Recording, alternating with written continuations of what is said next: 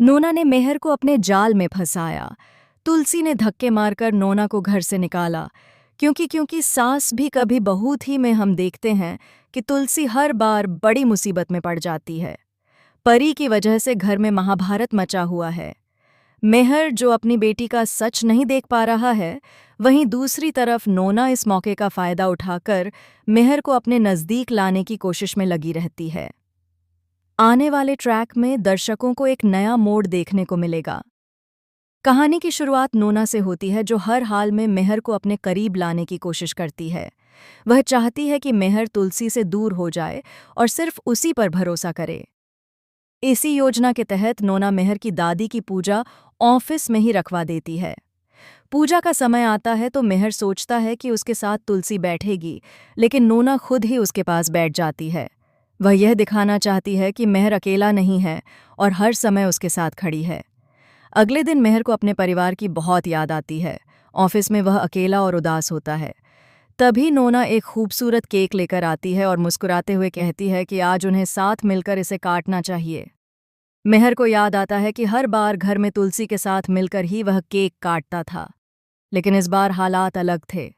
नोना उसके पास खड़ी होकर बड़े प्यार से केक काटती है और खुद ही मेहर को खिलाती है। मेहर कुछ सोच ही रहा होता है कि अचानक तुलसी वहां पहुंच जाती है। तुलसी ये देखकर हैरान रह जाती है।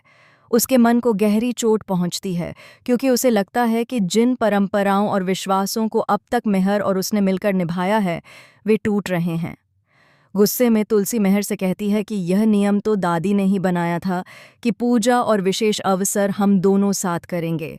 कहीं ऐसा ना हो कि आज के बाद से घर में कभी भी दशहरे की पूजा ही ना हो। नोना मन ही मन खुश होती है और सोचती है कि अब मेहर पूरी तरह उसी के करीब आ जाएगा। लेकिन तभी तुलसी नोना का हाथ पकड़कर दरवाजे तक ले जाती है और गुस्से में कहती है कि वह अपने परिवार को कभी टूटने नहीं देगी और किसी भी हाल में उनके रिश्तों पर आंच नहीं आने देगी। तुलसी का यह रूप देखकर मेहर गहरी सोच में पड़ जाता है। उसे महसूस होता है कि परिवार और रिश्तों की असली ताकत क्या होती है। सीरियल क्योंकि सास भी कभी बहू थी का यह ट्रैक एक भावुक और तनावपूर्ण माहौल से शुरू होता है। घर के हालात ऐसे हैं कि हर कोई अपने अपने तरीके से सच और झूठ को तौल रहा है। हेमंत सभी को अपनी ओर से बातें समझाने की कोशिश करता है, लेकिन उसकी बातें परिवार में और अधिक उलझन पैदा कर देती हैं। गायत्री इस सब के बीच तुलसी के पास आती है और कहती है कि अब केवल तुलसी ही मेहर को रोक सकती है।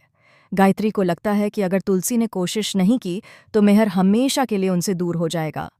तुलसी शांति से जवाब देती है कि जब भी वह मेहर के पास जाती है, मेहर का मन कहीं ना कहीं उसे रोक देता है। उसका विश्वास है कि उनके रिश्ते की जड़ें इतनी गहरी हैं कि मेहर चाहे कितनी भी दूर चला जाए, एक दिन लौट कर जरूर आएगा।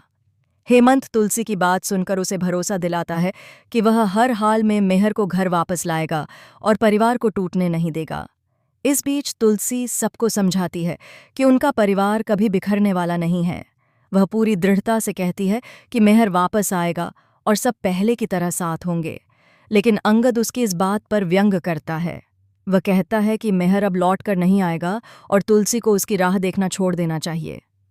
तुलसी गुस्से और आत्मविश्वास के बीच आक्रोश से कहती है कि उसे ताना ना मारे, क्योंकि उसका विश्वास अटल है।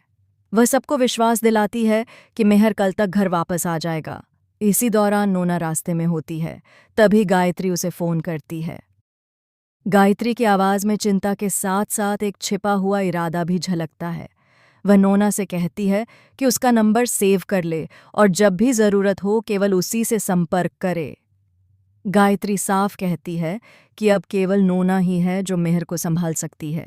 वह यह भी जोड़ती है कि मेहर घर को हमेशा के लिए छोड़ चुका है और तुलसी उसे रोकने में असफल रही है।